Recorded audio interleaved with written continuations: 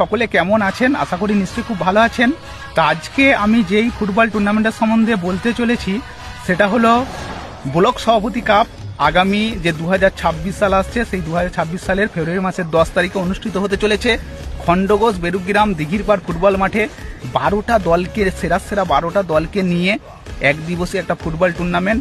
আর এই টুর্নামেন্টটা যিনার উদ্যোগে হচ্ছে, যিনি ব্যবস্থাপনায় করছেন এবং যার জন্য আমরা ফলস্বরূপ পেতে চলেছি, তিনি হলেন আমাদের খণ্ডঘোষের সকলের প্রিয় কাছের মানুষ, প্রিয় ব্লক সভাপতি খণ্ডঘোষ ব্লকের অপার্থিক ইসলাম মহাশয়, যাকে আমরা ফাগুন চাচা নামে চিনি।